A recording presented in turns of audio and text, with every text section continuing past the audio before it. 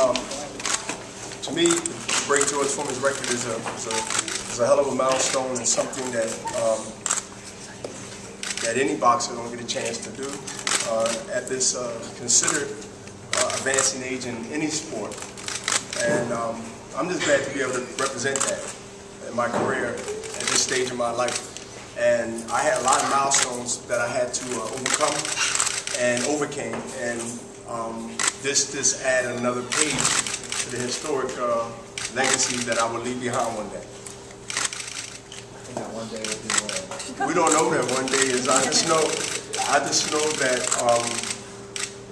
I don't look for the ending of anything until there are signs that the end is near or the end is coming. I just think positive, but not in denial. I think that when you start thinking in denial, then you start getting strange looks.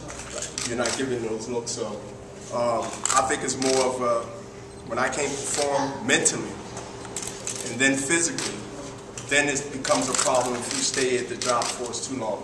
And that's in anything. That's in any job in corporate America. That's any job in athleticism. If you're not mentally there anymore and you're just there, you become a name for somebody's record. And I don't want to do that in my life and my career. I work too hard and I have too much pride as a man, too much pride in Philadelphia to represent that embarrassing state of anybody's career, especially putting myself in that situation. I think I'm a little fortunate today, and not to take away from a sport that I definitely love and been entertained for 22 decades of my life in boxing.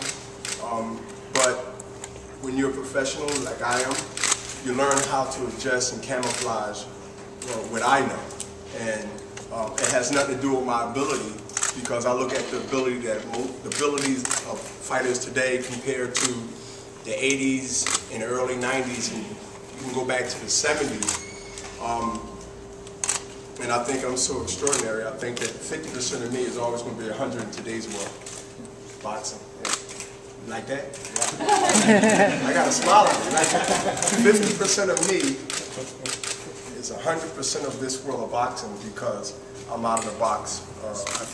That's history that happened before, and I get a chance to repeat that history, being a great mongoose, Archie Moore. I mean, this is so surreal. This is like, I mean, I don't know how accidents happen, but they normally not good. And this one is good. This is a good accident of history coming in off that information that I received from a real boxing guy that's way in the 70s that told me, don't you know that you're actually in the same footprints of Archie Moore when he was in Canada, Montreal.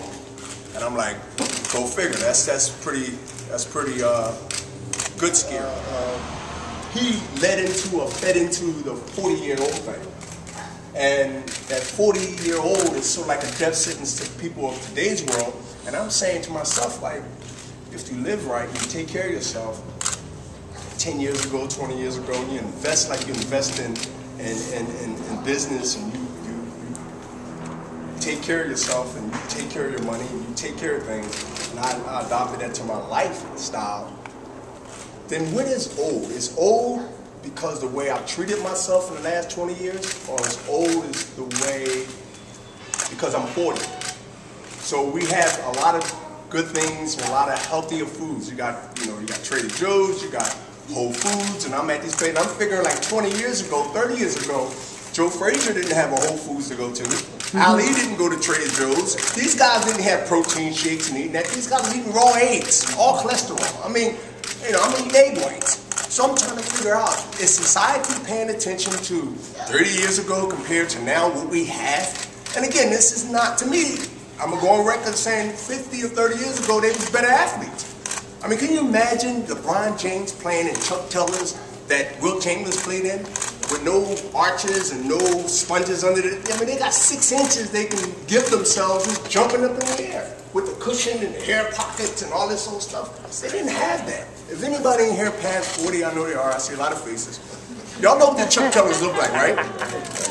You cannot play basketball today with Chuck Taylors on without breaking your ankle. But they did these things.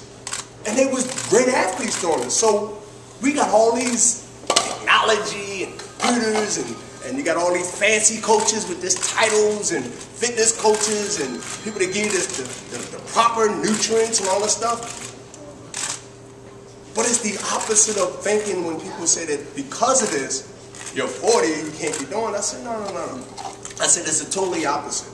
But I'd invested in myself in my 20s and my 30s. Y'all just seen that guy that's 45, soon to be 46. 47. That's in a great shape because I invested in myself. There's really no secret, y'all. There's really no special food that I'm eating. I'm just taking care of myself, and the majority of people I see here covered me for many, many years. And I've always been a health and wellness guy, a guy that takes care of myself. Don't let my weight go up to 30 or 40 pounds. I'm always